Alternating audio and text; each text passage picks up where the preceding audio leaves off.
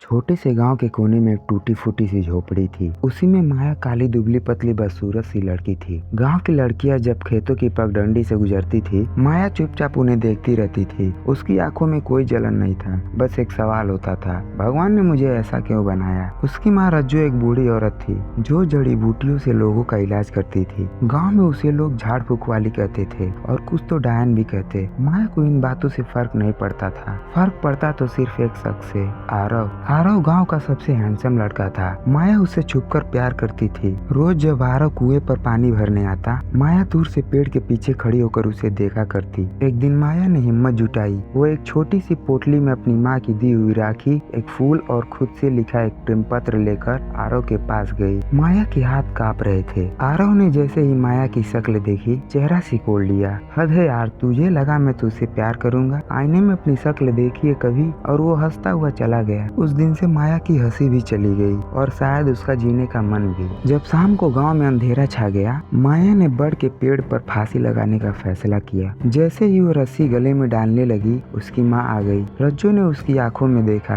और बस एक बात बोली, मरने से पहले एक बार मुझसे पूछ लेती, सुना है तू कड़ पिचासिनी के बारे में कभी? रज्जो ने माया को बताया, कड़ पिचासिनी एक रहस्यमयी आत्मा है, लेकिन उसे बुलाने के लिए तंत्र सिद्ध करना होता है और जब वो प्रकट हो तो जो मांगे वो देती है, मगर शर्तों के साथ। माया ने अपनी माँ की बात मान ली। अगले कई दिन तक वो बढ़ के उसी पेड़ के नीचे तप करती रही। ना खाना ना पानी, सिर्फ तंत्र मंत्र और आंखों में खूबसूरती का सपना। 21वीं रात को आंधी आई, पेड़ हिल उठा और हवा से एक डरावनी आवाज आई, कड़ पिचासिनी बुलाया था मुझको। माया के सामने कड़ पिचासिनी खड़ी थी। उसने माया से 3 शर्तें रखी। मैं हमेशा तेरे साथ रहूंगी, तेरे भीतर तेरे आसपास, और जो तेरा होगा वो मेरा भी होगा, शरीर दौलत रिश्ते सब कुछ, और तीसरा, जब मैं कहूँ मुझे ताजा मांस चाहिए होगा। माया ने तीनों शर्तें स्वीकार कर ली और उसी पल उसका चेहरा बदल गया। उसकी त्वचा दूध जैसी गोरी हो गई, बाल रेशम जैसे लहराने लगे। गांव की सबसे बदसूरत लड़की अब गांव की सबसे सुंदर लड़की बन चुकी थी। जब माया फिर से गांव लौटी,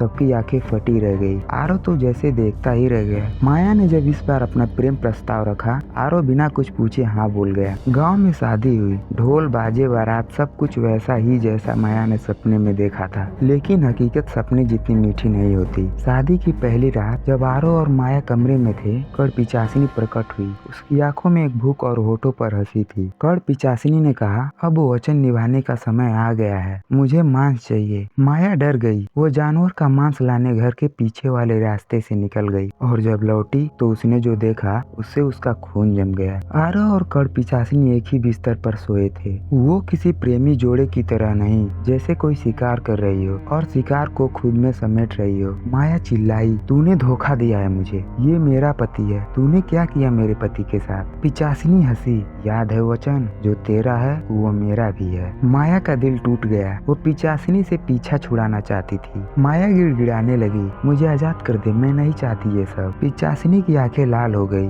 उसने बोला, वचन तोड़ा है तूने, अब तू श्राप की अधिकारी है। उस पल से माया की सुंदरता मिट गई। उसका चेहरा फिर से कुरूप हो गया, बाल झड़ने लगे, त्वचा जलने लगी, डायन बन गई है और उसे घर से निकाल दिया। अकेली पागल और टूटी माया उसी बड़ के पेड़ पर गई जहाँ ये सब शुरू हुआ था और वहीं अपनी चुन्नी से फांसी लगाकर आत्महत्या कर ली। कहते हैं आज भी उस गांव के लोग जब बड़ के पेड़ के पास से गुजरते हैं तो एक लड़की की चीख सुनाई देती है। कोई कहता है वो माया है, कोई कहता है कड़ पिचासिनी अब किसी और लड़की की तलाश में है।